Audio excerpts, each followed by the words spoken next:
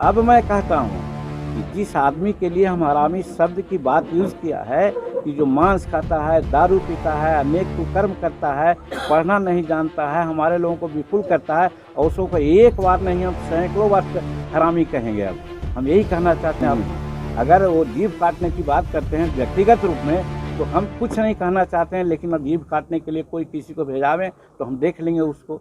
तो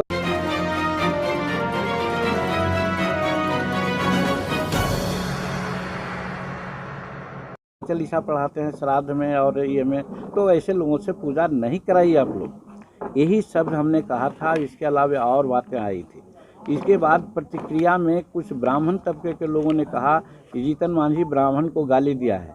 तो यहाँ पर ब्राह्मण का नाम नहीं हम जाना है। ब्राह्मण और पुजारी में फ़र्क है। जो ब्राह्मण हैं अपना ब्रह्म जानते हैं, उन्हीं को ब्राह्मण कहा जाता है। तो पता नहीं आप लोग ही जानते हैं कितने ब्राह्मण हैं जो ब्रह्म को जानते हैं।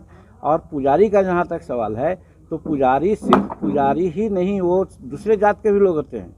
हनुमान मंदिर जो पटना में है, वहाँ पुजारी एक दास जी हैं।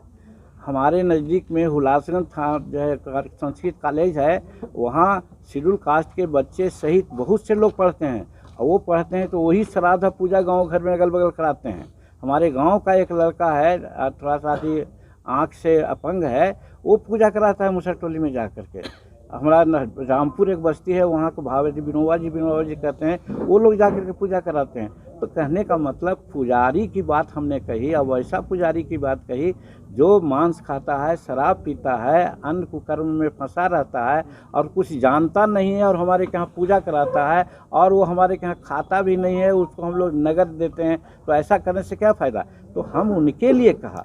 अब ये ले उड़े कि हम ब्राह्मण के लिए कहा है। हम ब्राह्मण के प्रति हम सम्मान व्यक्त करते हैं। ब्राह्मण से मेरा कोई मतलब नहीं था, और यही भावना को ज़्यादा तुल न दें, इसके लिए हमने माफ़ी भी मांगने का काम किया। 2 बार माफ़ी मांगने की बात किया। लेकिन माफ़ी मांगने के बाद भी जो ब्राह्मण समाज हैं उबल रहे हैं। तो अब मैं कहता हूँ कि जिस आदमी के लिए हम हरामी शब्द की बात यूज़ किया है कि जो मांस खाता है, दारू पीता है, अनेक कुकर्म करता है, पढ़ना नहीं जानता है, हमारे लोगों को विफुल करता है, और उसको एक बार नहीं हम सैकड़ों बार हरामी कहेंगे। अब हम यही कहना चाहते हैं आप लोगों के माध्यम से। और उन लोग कोई जीभ काटने की बात करते हैं और कोई है, तो बाकी बात मैं समाज पर छोड़ता हूँ कि हमारा समाज इसमें क्या निर्णय लेता है, क्या करेगा। लेकिन हम किसी से डरने वाले नहीं हैं।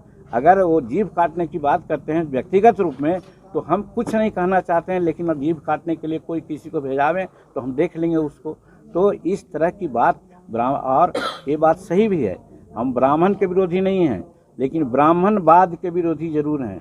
जो आज सनातन धर्म की बात कहते हैं, हम सनातन धर्म को ही मानते हैं। हम इसलिए सनातन धर्म को मानते हैं कि अम्बेडकर साहब जब बुद्ध धर्म अपनाया, तो जानते हैं सब बहुत लोग आप लोग जानते होंगे कि बुद्ध धर्म इसलिए अपनाया कि भगवान विष्णु के ब्रह्मा अवतार के रूप में माना जाता है बुद्ध भगवान। तो सनातन धर्म को वो भी माने, हम भी सनातन धर्म को मानते हैं। लेकिन सनातन धर्म के बाद ये मनुवादियों ने जात पात, ऊंच नीच, छुआछूत की बात किया, और यही से ब्राह्मणवाद शुरू होता है। इस ब्राह्मणवाद का हम अंत तक विरोध करेंगे, चाहे इसके लिए मेरी जान भी चली जाएगी तो उसकी चिंता हम नहीं करेंगे। हम अपने समाज को बताएंगे कि ऐसे ढकोसला वाले लोगों से आप संपर्क मत रखिए। और 21वीं शताब्दी है, हम लोग चंद्रमा पर जा रहे हैं, मंगल पर जा रहे हैं, और अभी भी हम वही पुरानी पंक्ति रहेंगे कि हम पिताजी हमारे बीमार हैं, हमको पैसा नहीं है उनको दवा दारू के लिए, और यदि